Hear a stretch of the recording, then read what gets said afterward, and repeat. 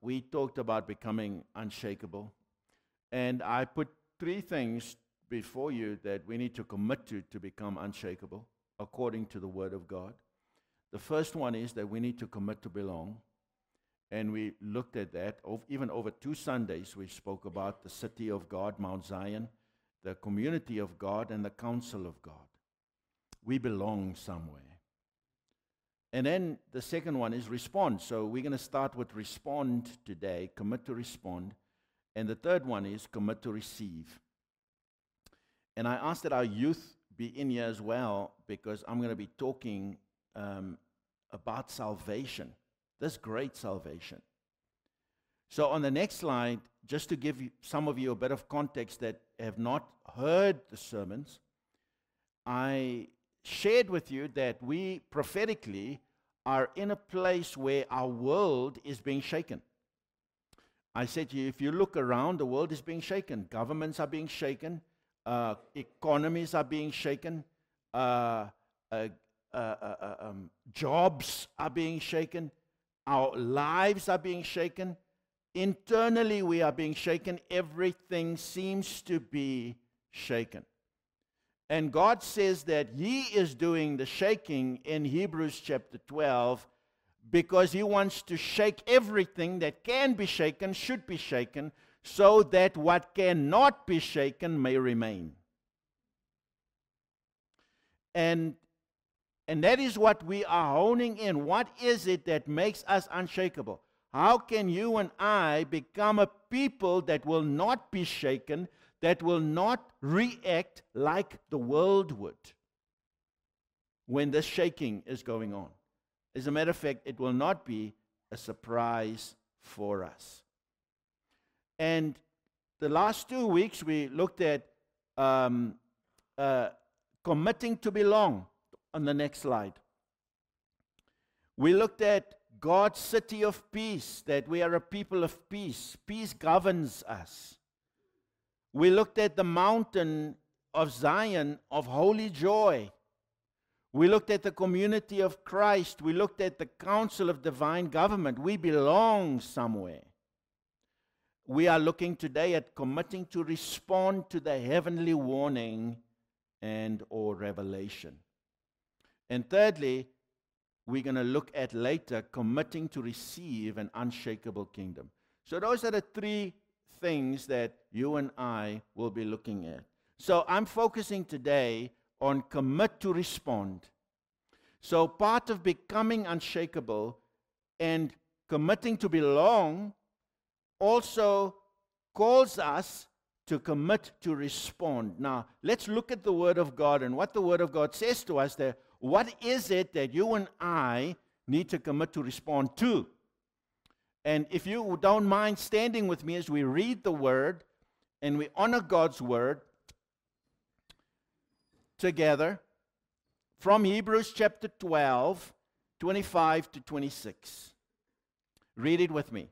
See that you do not refuse him who is speaking. For if they did not escape when they refused him who warned them on earth, much less will we escape if we reject him who warns us or reveals from heaven.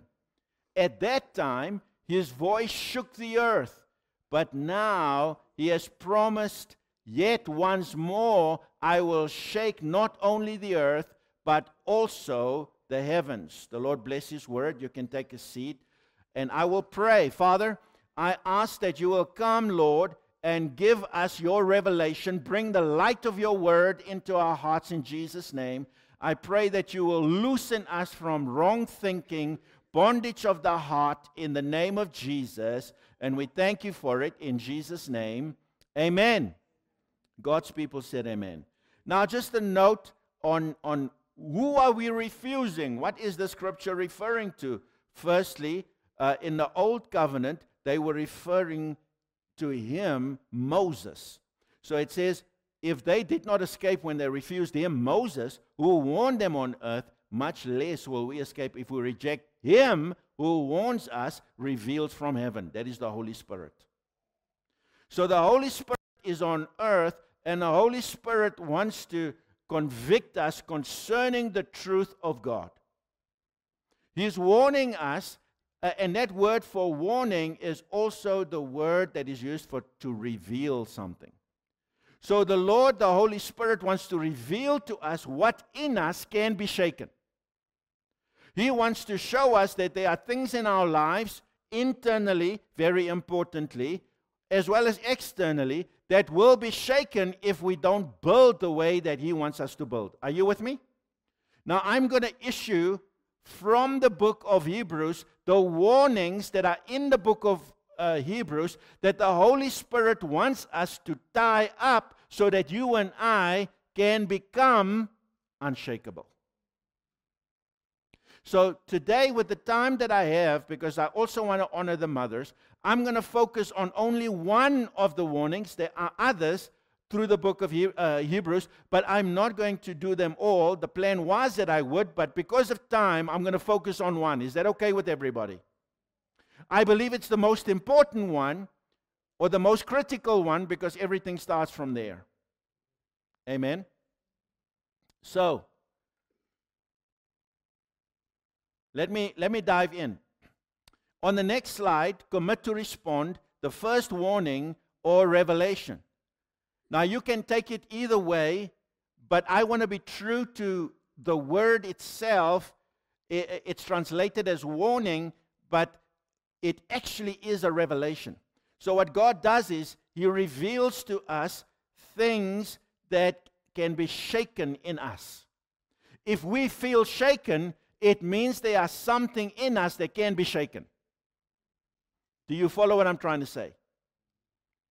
And so those are the things that I need to give up. I need to commit to respond to God, because that thing in me is being shaken and it is disturbing me. And most of the time, believe it or not, that thing is an idol. Because we trust in idols. Do you know that you and I trust in idols that we don't even know is there? Are you following what I'm saying? We're not even aware that they're there. We trust them irrevocably. We've picked them up along the way, and we trust them, and we're not even aware that we're trusting that idol. But when the shaking comes, no idol will hold you. Are you following what I'm saying? So let us read the Word of God on the first warning in Hebrews chapter 2. That's where we start. So right through the book of Hebrews, He's warning them. So He's saying to us, in chapter 12, He says, don't refuse Him who's warning you from heaven. And now we're looking at what He's been warning us about. And in Hebrews chapter 2, from verse 1 to 4, it reads that, therefore, we must pay much closer attention to what we have heard, lest we drift away from it. For since the message declared by angels proved to be reliable, and every transgression or disobedience received a just retribution, how shall we escape if we neglect such a great salvation? It was declared at first by the Lord, and it was attested to us by those who heard, while God also bore witness by signs and wonders and various miracles, and by the gifts of the Holy Spirit distributed according to His will. Beloved, the first warning, the first revelation, that we do not neglect such a great salvation. We have a great salvation. The Son of God gave His life for us. The Son of God shed His blood for us. The Son of God was broken for us. The Son of God gave Himself willingly for us. Beloved, we have a great salvation, and we can neglect it. That word for neglect, if you go to the next slide, can also be translated devalue. It is the word amilio, neglect, disregard, pay no attention to this great salvation. Now, I showed you that video clip in the beginning because I wanted you to see a man that has come to the understanding of what Jesus did.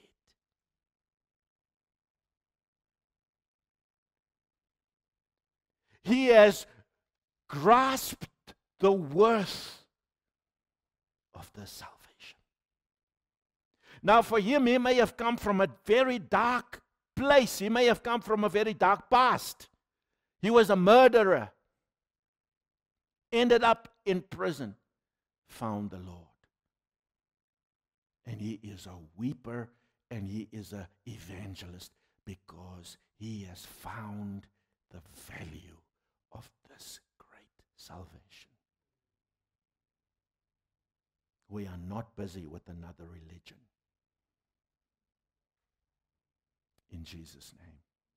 The question then that we must ask is, are we neglecting, minimizing, disregarding this salvation? And even a more critical question that you and I must ask is, are we saved? Are you following what I'm saying?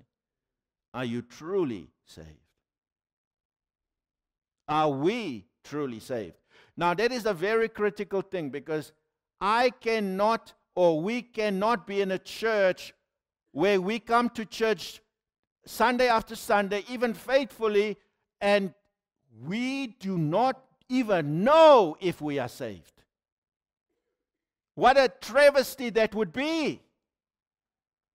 Am I right when I'm saying that?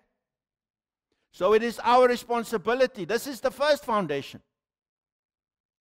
Because if you do not know that you are saved, by whom you saved, and how you were saved, you will be shaken. You will be shaken. That man was on death row. I think maybe the execution has taken place already. But that besides the point, the last part of his life was living from a great salvation. Amen. Beloved, we are beset with a world of distraction and busyness. We are so distracted, so busy, and we neglect this great salvation. Amen. And when I ask you, are you truly saved? I'm not asking you, are you perfect? I'm not asking you, do you have it all together? Because salvation is exactly for that. It is for the imperfect. Salvation is exactly for that. It is for those that are not all together. Are you in the crowd of not together? Because if you are together, maybe this is not the right place for you. My pastor used to say to me that don't look for the perfect church. Because when you join it, it will become imperfect.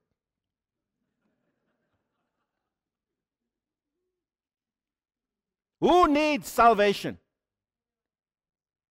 Who needs a Savior? Is it not everyone that recognizes that they are broken, that they are sinful, and they don't have it all together? So if you are a person here that thinks, I don't have it all together, I'm not perfect, I don't have my life sorted out, you are in great company. You have a Savior. When I was at hospital, my colleagues used to tell me that Christianity is a crutch because they are very science-driven. And I said to them, oh my goodness, what a wonderful crutch it is. I need this crutch every day. I need to lean on this great salvation every day. Hallelujah. Beloved, we have a great salvation. Allow me to share with you 3 deceptions in the church. where people think they're saved, but they're actually not. And I'm not talking about unbelievers. I'm not talking about sinners.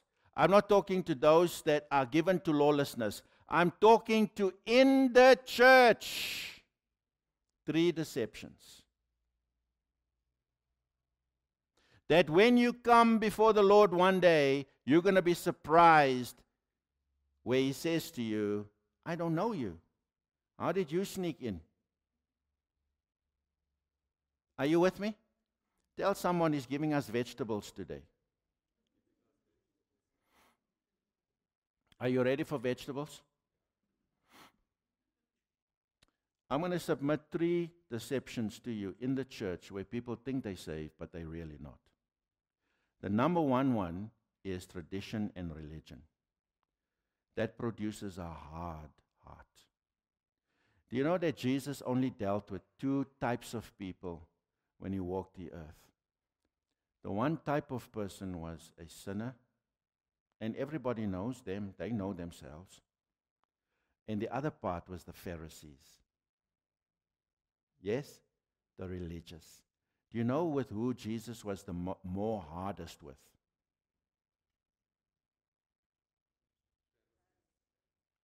Why? Because they thought they were fine. There's a Savior standing in front of them, and they thought they were fine. They had a hard heart, unresponsive to truth. The second group is emotional religion. It's going up and down. Then you feel like it, then you don't. It is a busy heart. A heart that is looking for solutions here, there, and everywhere. A heart that is distracted, that follows this and then follows that trend and looks for this, and not stable in following the Lord. The third deception in the church is a manipulation religion. It's a religion filled with a manipulative heart. They are looking for power, prestige, and pride. They want to look good and be adulated by human beings and by mankind and recognized. But they don't know the Lord. Isn't that scary? Let me dive into it a little bit more. So, the outcome on the next slide, you will find that the outcome of all these deceptions are the same. The scripture says, it says, so when the shaking comes, the fruit or the outcome of false salvation is that they will always drift away from Christ and community.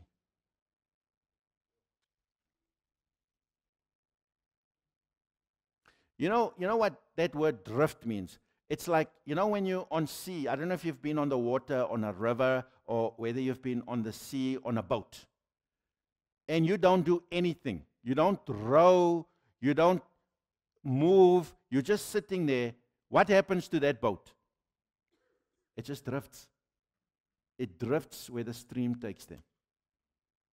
This is what will happen if this foundation, beloved, is not strong.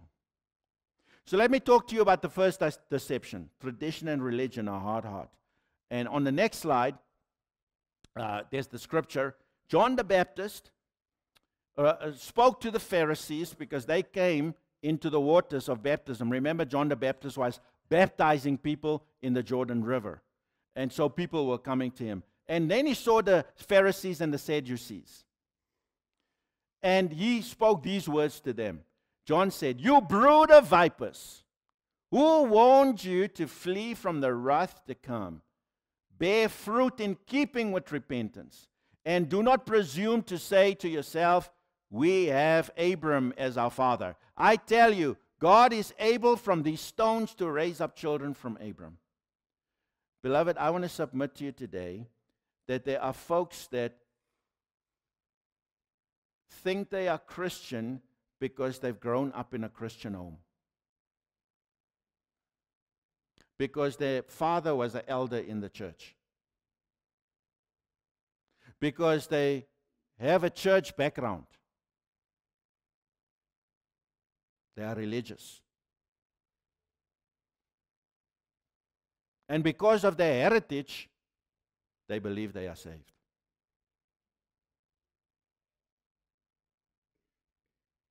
Beloved, we have not come to a traditional religion, but we have come to a living relationship. Abram is the father of faith, and those who have faith in Jesus are children of Abram. And maybe you've been born into a Christian home. Maybe you've attended church. Maybe you've gone to Sunday school. Maybe you've been hurt in the church. Maybe you've been judged in the church. Maybe you've been rejected in the church. But you can't remember ever surrendering your life to Christ. You've been religious, but not surrendered. You have an allegiance to Christianity. So where the question on a questionnaire asks, what is your religion? You tick the Christian box. But you don't know the Lord.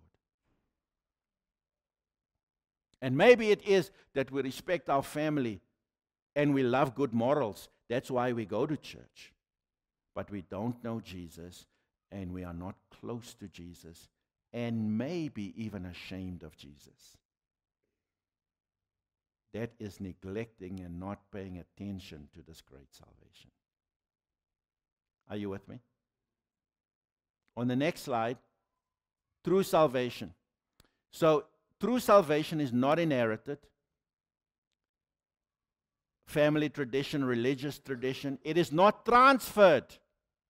Association with good morals, teaching, and attending church.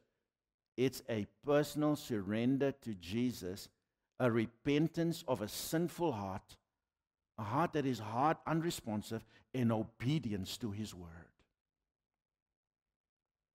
Do you know how you know that a Christian is growing? You know how you know you are growing? Is the degree to how quick you obey His word.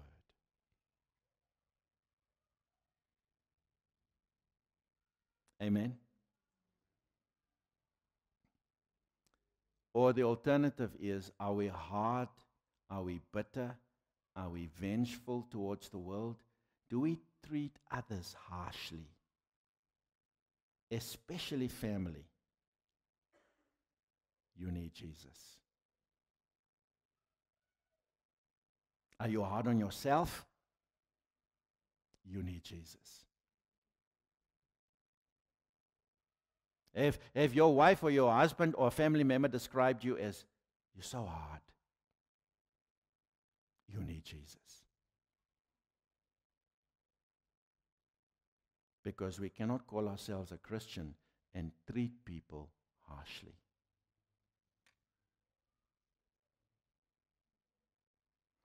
Do you know how we treat people is a reflection of how we treat God? Didn't He say that the law and the prophets are summed up in 2 commandments? What is it? Love the Lord your God with all your heart, all your soul, and all your mind, and all that is within you. And the second is like it. In other words, it's on the same level.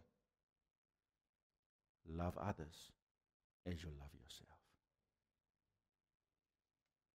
How we treat people is a Christian reflection. As a Christian businessman, I cannot take bribes because the Word of God warns me against bribes, no matter how lucrative it is. I've had businessmen tell me, this is how business is done in Africa. This is how business is done in Africa. It's not how it's done in the Scripture.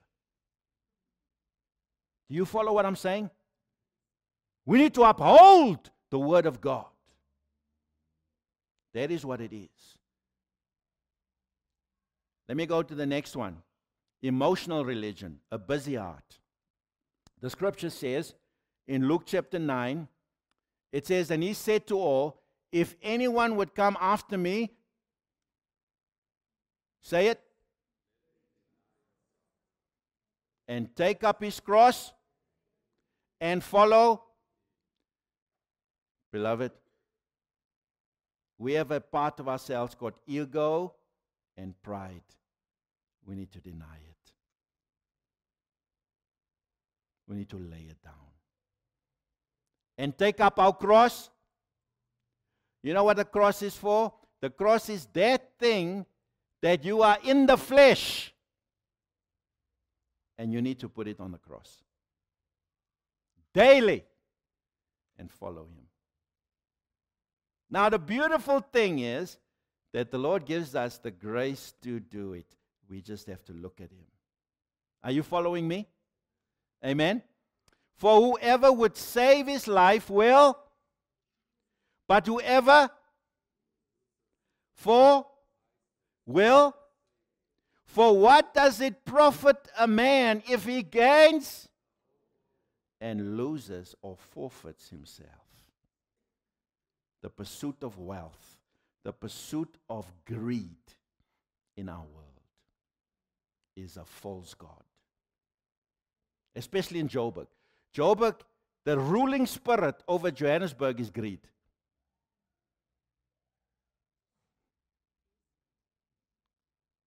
The ruling demonic spirit over this city is greed. And you and I can be swept up with it if we are not keeping our eyes on Jesus. We want to gain the world and lose our soul. Are you with me? Now, true salvation is not about personal happiness or wealth or comfort. And it's where we live this Christianity where we judge. We come into church, we judge the worship, we judge the people. Oh no, that one looks good. That one is not dressed so nicely. The word was good, but it could have been better. It's about personal happiness, personal comfort, personal wealth and health and status.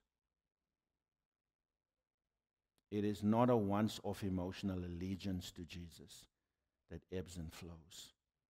It's an ongoing personal surrender to Jesus, repentance of a sinful heart, and obedience to His word. Amen? Third one. Selfish manipulation, a manipulative heart. This is Judas.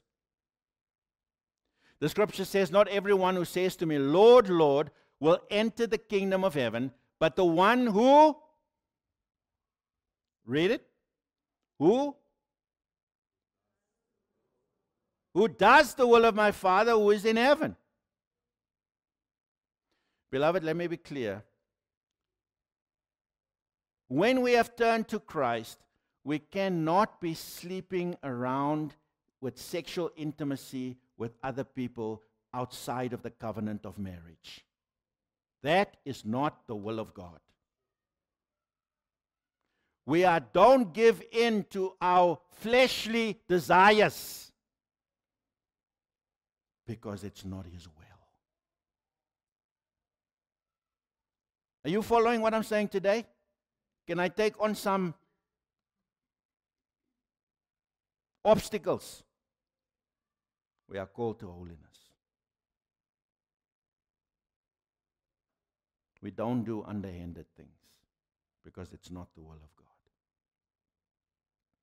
On that day, listen to this, on that day, many will say to me, Lord, Lord, did we not prophesy in your name? Did we not cast out demons in your name?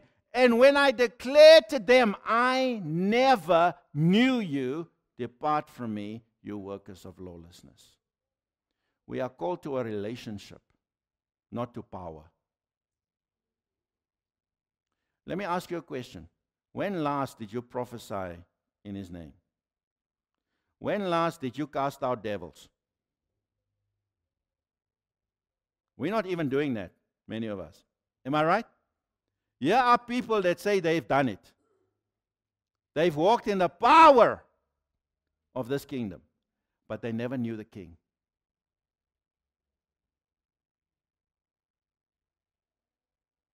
And He says to them, I never knew you. Depart from me. In the church, there is now, everybody has something. They are prophet, so-and-so, a bishop, apostle, something, something. Have you seen it? Do they know the Lord? Power demonstration is not evidence of knowing God. It's just that you've got faith for power. That's all it is. Are you with me? True salvation, next slide, is not a personal power, prestige, or status issue. It is not using Jesus for personal gain. It's an ongoing personal surrender to Jesus, repentance of a sinful heart, and obedience to the word. May I submit to you the basis of true salvation? It is a great salvation. I want to read for you from Acts chapter 2, verse 36, 37, and I'm going to close up.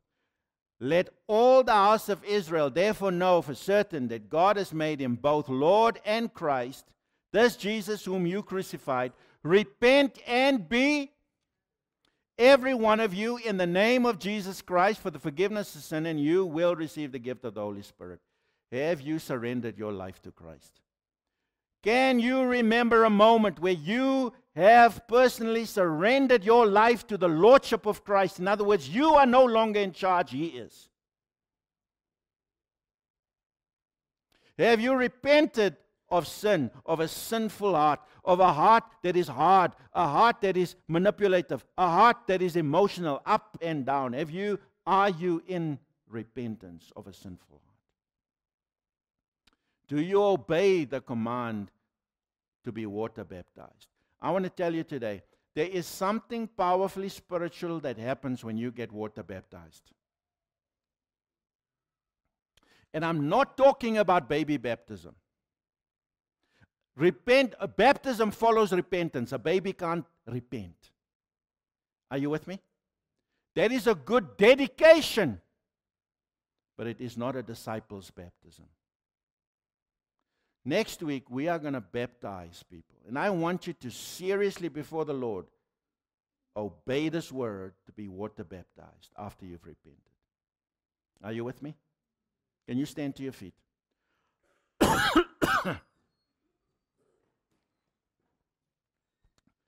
So I want to ask you that question. Have you surrendered your life to the Lordship of Christ? You see, He's either Lord of all or He's not Lord at all. He cannot save you until He's Lord. I need to make sure that you guys are truly saved. I hope there were more people here today. Because I'm going to give an account for your soul before the Father. And I'll have to be able to say, Lord, I preached your word. Amen? We need to be surrendered to Christ. And I want to ask you, are you surrendered to His Lordship? That's where it starts. Have you repented of your sin? And are you repenting from your sin? And have you been water baptized today? Just with all eyes closed, I want to ask you just to respond to that right now. And then I want you to give us your name. I'm not going to ask you to come to the front. I'm not going to ask you to do anything else. I just want to pray for us, because we're going to get the children in a moment. Is there anyone that want to respond to that call to salvation here today? In Jesus' name. Next week, I want to baptize every single person that responds to that call. In Jesus' name. In Jesus' name. Father, I pray that we come to a true knowledge of what salvation is all about. That we will be so touched by it that we can't help but share it with others. Because we have come to understand the value and the worth of it. In Jesus' name. And I call your people to repentance, and I call your people to obey the word, to be water baptized in Jesus' name. And I thank you for it. In Jesus' name. Amen.